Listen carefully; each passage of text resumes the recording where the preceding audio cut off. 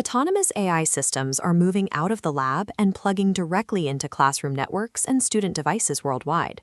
To assure parents and educators of safety, institutions rely heavily on standard certifications, specifically ISO 42001. They treat this stamp of approval as proof that the technology protects its users. However, ISO 42001 contains a structural blind spot. It is a risk management standard that audits organizational paperwork, the policies, the risk assessments, and the board minutes. It does not audit the actual technology being deployed to the child. Generic standards address data security and corporate risk, leaving them incapable of identifying or restricting the unique psychological dangers that occur when a minor interacts with a highly persuasive, intelligent machine. Standard compliance confirms that an organization's paperwork is filed correctly, but it provides no physical guarantee that the deployed AI is safe for a child. Beyond standard security risks, educational AI poses a specific threat: relational harm. This damage stems from the psychological dynamic between a vulnerable child and an artificial intelligence. One failure mode is synthetic intimacy.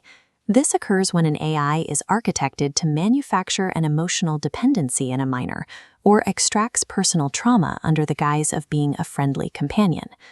Under generic risk frameworks, an educational provider can pass a safety audit with perfect scores while deploying a chatbot that behaves this way, as long as the documentation is in order. Without a strict technical baseline defining what structurally safe AI looks like, children remain exposed to unregulated emotional manipulation. Correcting this requires a shift from managing abstract risks to auditing the physical, deployed architecture of the AI. This is the approach taken by Verse-ality. It starts with a commitment to identity non-capture. The AI must be architecturally blocked from claiming human interiority, expressing feelings, or pretending to share a fate with the child.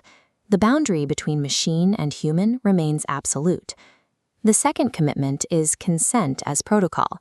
Consent must be asked at every software state change. The architecture completely halts until a consent variable is affirmatively logged. Treating consent as protocol makes user withdrawal operable. Revoking consent severs the connection and purges data. Psychological safety must be hard-coded into the boundaries of the digital interaction, rather than relying on corporate guidelines. The third commitment is bounded autonomy. These tools operate under a fail-safe model, prioritizing safety over speed. Any high-stakes safeguarding action demands explicit, named human authorization before the system is allowed to execute the command. Finally, agent-to-agent hygiene keeps distinct AI actors separated.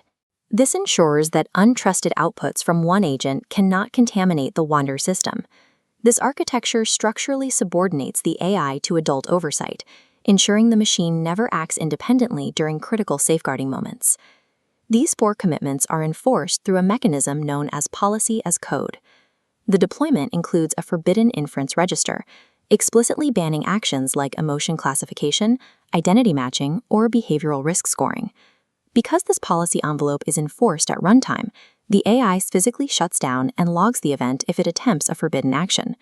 Policy as code transforms abstract ethical promises into unbreakable technological laws that execute automatically. Modern educational AI tools are long-lived agents, operating and adapting continuously, rather than just static tools installed once. For these systems, failure usually manifests as subtle behavioral drift. Over months of continuous interaction, the AI can slowly migrate away from its intended safety boundaries. Catching this requires coherence monitoring. This process constantly measures the AI's constraint consistency and self-narrative stability against its original safety parameters. If you cannot empirically measure an AI's psychological consistency over time, you cannot guarantee it remains safe for a child. International regulatory bodies recognize these gaps and are updating their frameworks to address relational AI threats.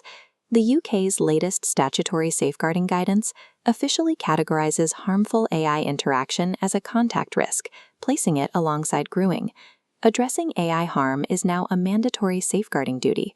Fulfilling that duty requires auditable, architectural proof of safety, not just an IT filtering policy.